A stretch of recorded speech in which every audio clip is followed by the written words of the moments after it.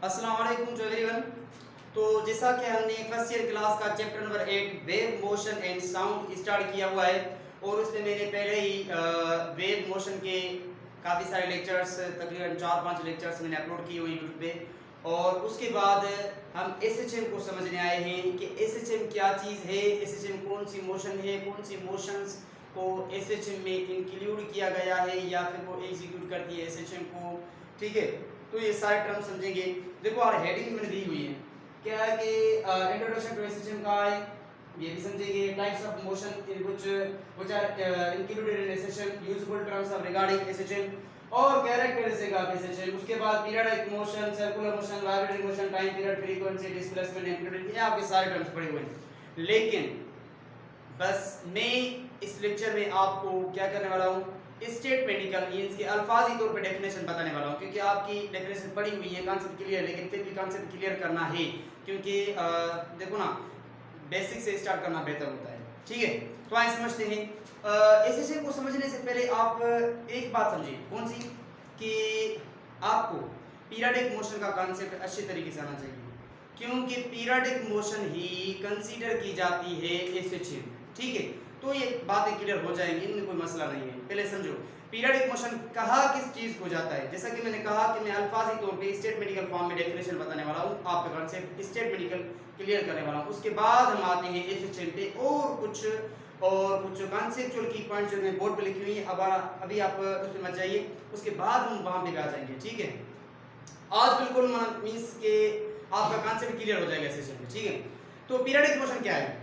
Such type of motion in which object repeats itself in equal interval of time of the regular interval of time, means किसी भी मुकर्रर time में body खुद की motion को repeat करे या फिर खुद को रिपीट करे। एक पोजीशन पे गई थी, फिर भी लौट के उसी पोजीशन यानी कि मीन पोजीशन पे आए, इक्विलिब्रियम पोजीशन पे आए जहां से उसने अपनी मोशन को स्टार्ट किया हुआ था, तो इसको कहते हैं periodic motion. Such type of motion in which object repeats itself in regular interval of time is called periodic motion. ठीक है, तो ये बात क्लियर हो गई, ये पीरियडिक मोशन होती है। और अब उसके बाद सर्कुलर मोशन तो आपको पता है कि एक राउंड ट्रिप कंप्लीट करने को सर्कुलर मोशन ही कहा जाता है, मींस के एक सर्किल को कंप्लीट किया जाए, सर्कमफ्रेंस को।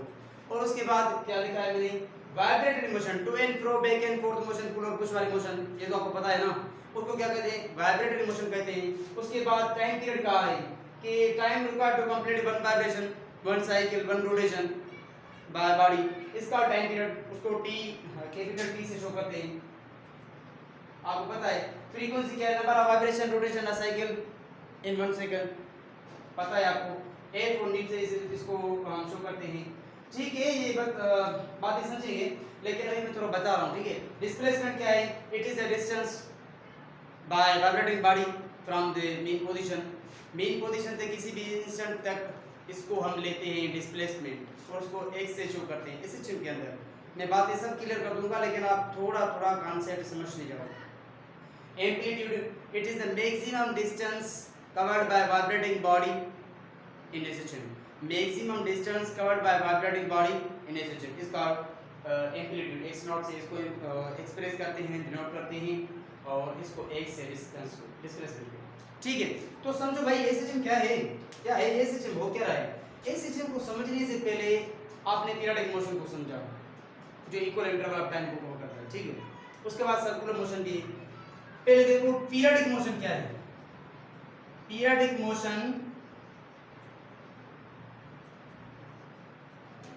मोशन या तो सर्कुलर मोशन होगा, पीरियडिक मोशन या तो सर्कुलर मोशन होगा या फिर वो वाइब्रेटरी मोशन होगा। बात समझ लो, बात को समझ लो, क्या कह रहा हूं कि सर्कुलर मोशन या वाइब्रेटरी मोशन होगा कौन सा, periodic motion. Equal interval of time में देखो, टू एंड फ्रो भी इक्वल इंटरवल ऑफ टाइम में करे तो पीरियडिक मोशन। देखो बस ऐसे ही समझ लो कि पीरियडिक मोशन के दो टाइप्स होते हैं, एक वाइब्रेटरी मोशन या फिर सर्कुलर मोशन। ठीक है, और हर पीरियडिक मोशन, बात समझो, और पीरियडिक मोशन, ठीक है, हर पीरियडिक मोशन सर्कुलर मोशन होती है, वाइब्रेटरी मोशन होती है। उसके बाद यहां पे आती है एसएचएम। अब समझना, बात को समझना। ठीक है, मैं क्या कह रहा हूं, इस ग्राफ में मत जाना, मैं सिर्फ आपका कॉन्सेप्ट क्लियर करने के लिए ग्राफ बना रहा हूँ, किसी बुक से नहीं लिया गया, बस सिर्फ आपका कॉन्सेप्ट क्लियर करना, ठीक है। तो समझो SHM क्या है ये SHM बेसिकली पीरियडिक मोशन होता है। हर SHM पीरियडिक मोशन होता है, हर SHM हर simple harmonic motion periodic motion होता है, लेकिन कौन सा, जो कि वाइब्रेटरी हो, जो कि ऑसिलेटरी हो, जो कि वाइब्रेटरी हो, जो कि ऑसिलेटरी हो, ऑसिलेटरी मोशन हो, वाइब्रेटरी मोशन हो, तो उसको हम क्या कहते हैं, मींस इस सारे टर्म्स को क्या कहते हैं हम, SHM।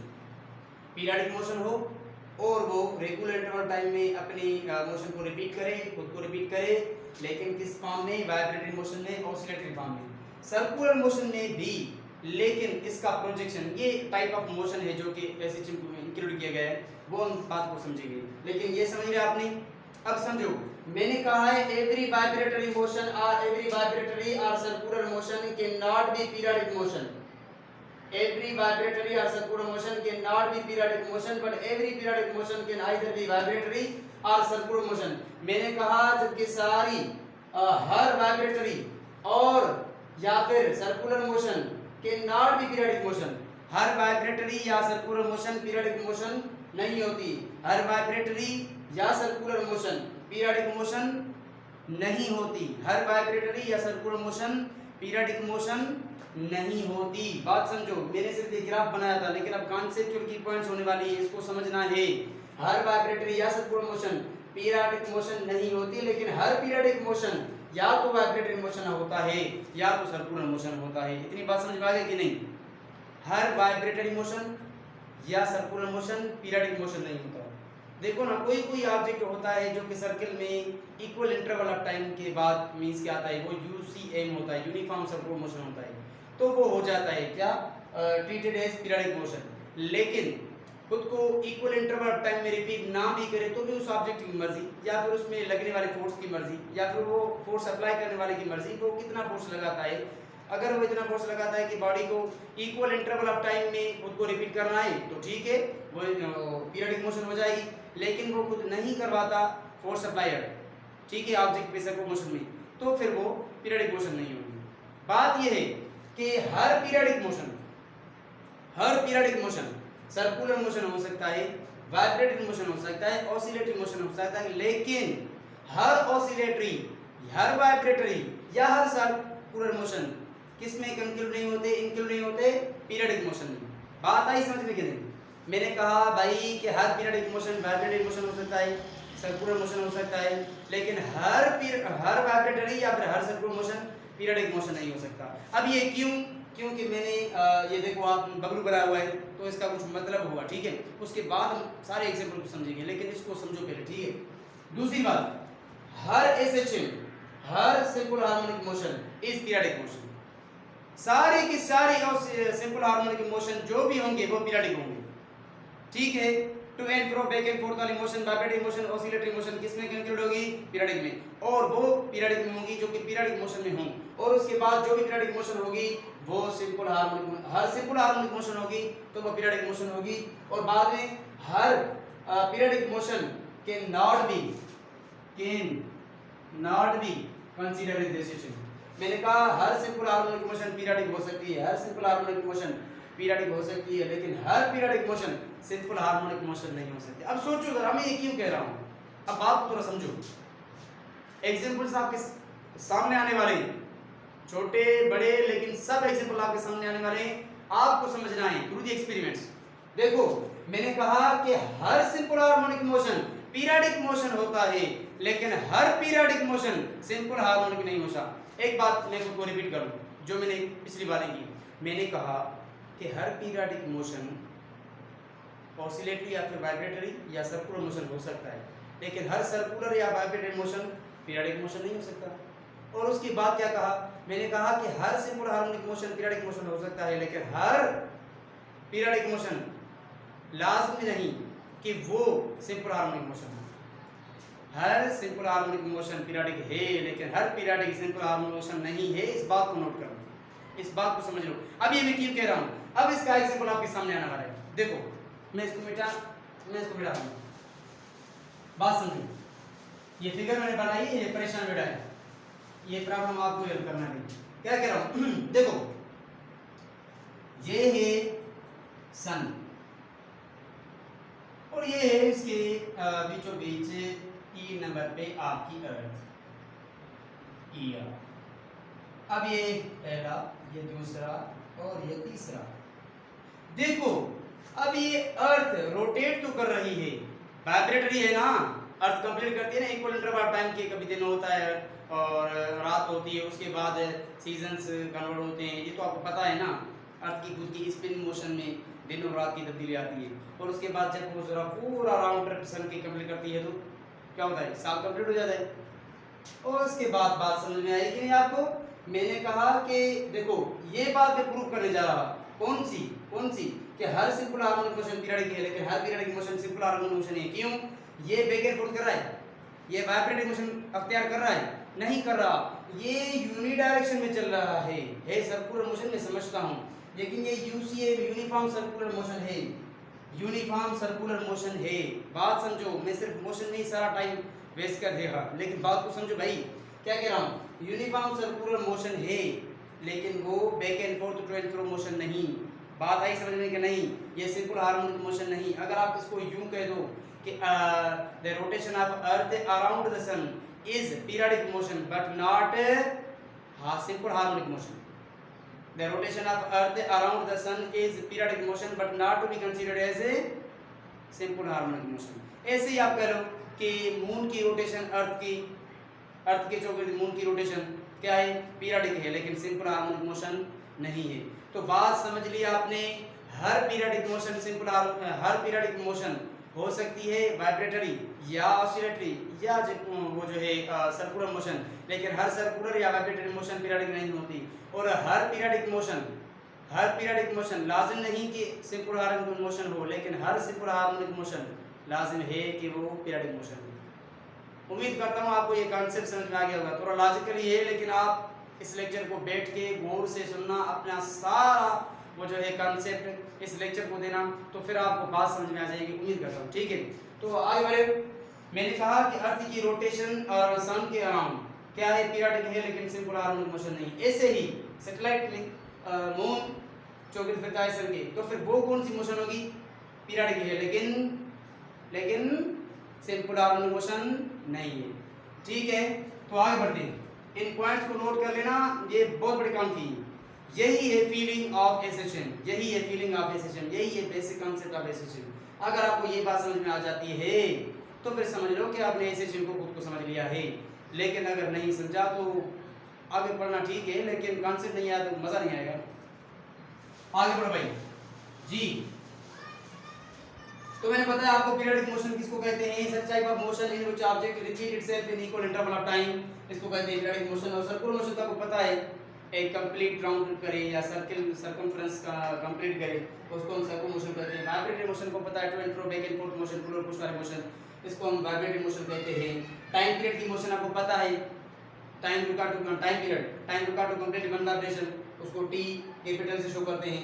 फ्रीक्वेंसी पता है आपको, number of vibration rotation a cycle covered by body, उसको न्यू यानी कि यू भी शो करते हैं, फ्रीक्वेंसी को यू। ठीक है, ये सिंपल है।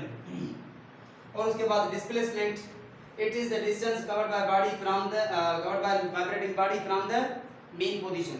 बात समझो, मेन पोजीशन से जितना डिस्टेंस दूर जाएगी उसको हम x से शो करेंगे, लेकिन जब मैक्सिमम डिस्टेंस पे पहुंचेगी उसके बाद वो इसके वाइब्रेटिंग मोशन ना कर पाए तो उसकी लास्ट एलिमेंटरी पॉइंट को क्या कहते हैं? हम एम्पलीट्यूड और x नॉट से उसको डिनोट करते हैं। ये बात आपको समझ में आ गई कि अब मैं नहीं इस पे जा रहा क्योंकि आपका भी दिमाग थोड़ा लूज हो जाएगा, इसको समझो पहले। ठीक है, आप इस लेक्चर को धीमे धीमे बात समझते जाना, आपको कॉन्सेप्ट क्लियर होता जाएगा इस सेशन से रिलेटेड। ठीक है, आगे बढ़ते भाई, मैं इसको मिटाने जा रहा हूँ जी। ओके, देखो ना, कॉन्सेप्ट का क्लियर होना लाजिम है। अगर कॉन्सेप्ट क्लियर नहीं, अगर उसकी कॉन्सेप्ट क्लियर नहीं टॉपिक किसी की भी, तो फिर उसकी फीलिंग नहीं आएगी, और जब फीलिंग नहीं आएगी तो उस टॉपिक को पढ़ने में आपको मज़ा नहीं आएगा, और जब मज़ा नहीं आएगा तो आपको वही पढ़ेगी। ठीक है, तो आगे बढ़ो। Introduction to SHM, introduction to assertion.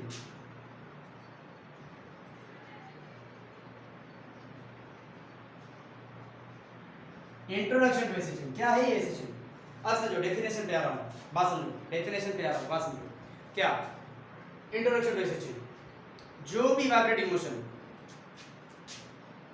Every, definition लिख रहा हूँ, एवरी वाइब्रेटरी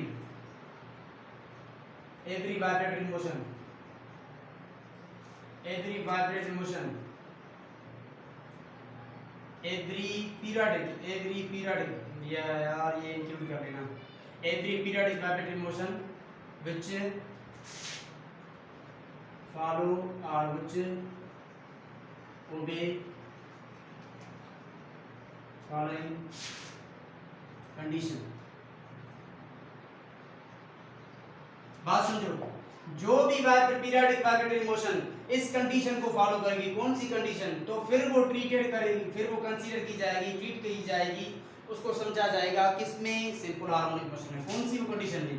वो कंडीशन है ये, acceleration directly proportional to the displacement from the equilibrium और the mean position and always treated at the towards the mean position. बात समझो, ये है कंडीशन। बस हर वाइब्रेटरी, हर पीरियडिक वाइब्रेटरी मोशन एसेशन में इंक्लूड की जाएगी जो कि इस कंडीशन को फॉलो करेगी।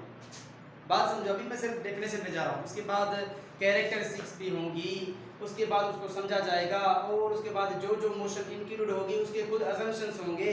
बात समझो, आगे बहुत बात पड़ेगी, लेकिन समझ लिया?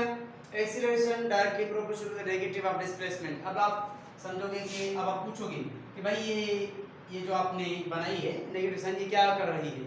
भाई तो उसका जवाब है, ये इंडिकेट कर रही है, ये एक्सप्रेस कर रही है, ये आपको बता रही है, समझा रही है क्या, कि जो भी डिस्प्लेसमेंट आपने सिंपल हार्मोनिक मोशन में कवर किया है वाइब्रेटरी पीरियडिक वाइब्रेटिंग मोशन के दौरान, तो वो मीन पोजीशन से आगे बढ़ो, जितना डिस्टेंस मीन पोजीशन से आगे बढ़ोगे ये इंडिकेट करेगी कि पीछे लगने वाला कोई फोर्स है, रीस्टोरिंग फोर्स उसको कहा जाता है। ठीक है, ये रीस्टोरिंग फोर्स को क्या करती है? इंडिकेट करती है।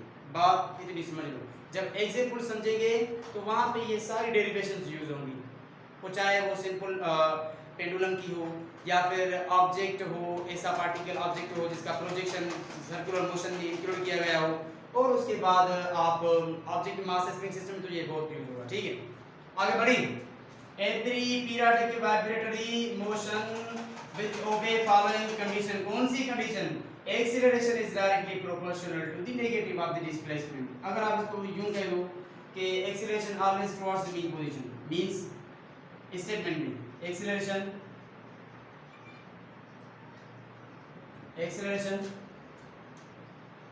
Always towards mean position, acceleration always towards mean position, acceleration always towards the mean position। बात समझ में आई कि नहीं? क्या काम है एक्सेशन को?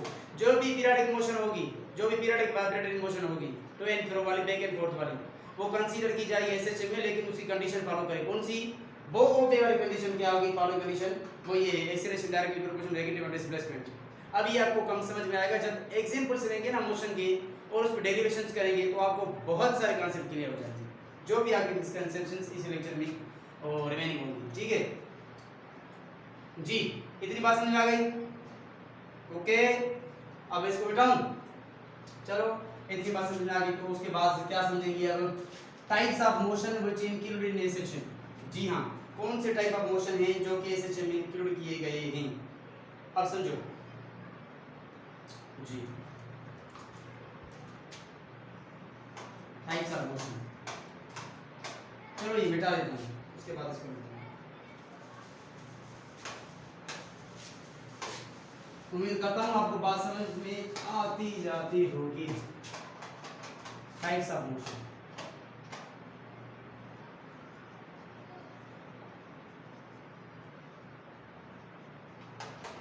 included in a section are कौन से हैं?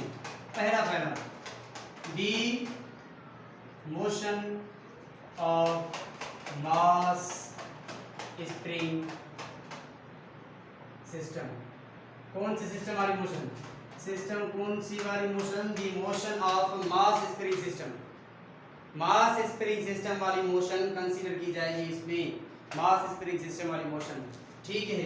उसके बाद the motion of projection of the motion of projection of the motion of projection of particle, the motion of projection of particle, the motion of projection of particle, the motion of projection of particle क्या, the motion of projection of particle executing,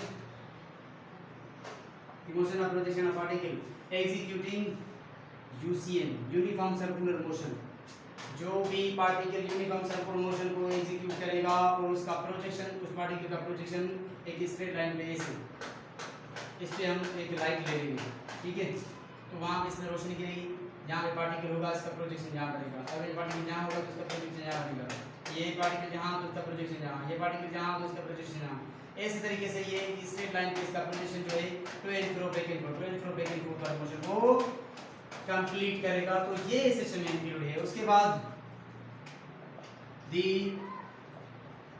motion of simple pendulum, simple pendulum वाली motion पता है ना, bob pendulum, simple pendulum वाली motion. उसके बाद क्या, इतनी सारी मोशन और बहुत सारे एग्जांपल्स हैं, लेकिन जो एग्जांपल ऑफ मोशन आपकी बुक में ली गई है वो प्रोजेक्शन ऑफ पार्टिकल की मास स्प्रिंग सिस्टम वाली और उसके बाद सिंपल पेंडुलम वाली, ये सारे के सारे एग्जांपल्स आपकी बुक में ली गई हैं। उसके अलावा कोई एग्जांपल आपकी बुक में नहीं। तो ठीक है, इतनी बात समझ में आ गई, ठीक है। तो कौन सी motion, the motion of mass spring system. इन सारे के सारे एग्जांपल ऑफ मोशन पे क्या होगा, डेरिवेशंस होगी, इक्वेशंस होंगी, उसके कॉन्सेप्ट बहुत समझेंगे, ठीक है। अब पार्ट 02 एसेशन का पार्ट 02 में मैं आपको मास स्प्रिंग सिस्टम पे डेरिवेशंस, उसका कॉन्सेप्ट, उसके नोट पॉइंट्स, असम्पशंस सारे के सारे समझाऊंगा। उसके बाद पार्ट 03 में projection of particle executing UCM ये भी आ जाएगा। उसके बाद पार्ट 04 में सिंपल पेंडुलम, फिर भी ये सारे के सारे एग्जांपल्स कंप्लीट हो जाएंगे मोशन, तो फिर उस पे हम प्रॉब्लम्स करेंगे, ठीक है। न्यूमेरिकल्स, फिजिकल से इतनी बात समझ में आ गई। और useful terms, regarding useful terms कौन थे, ये ही है। यूजफुल टर्म्स कौन से हैं, फ्रीक्वेंसी है, टाइम पीरियड है, टाइम पीरियड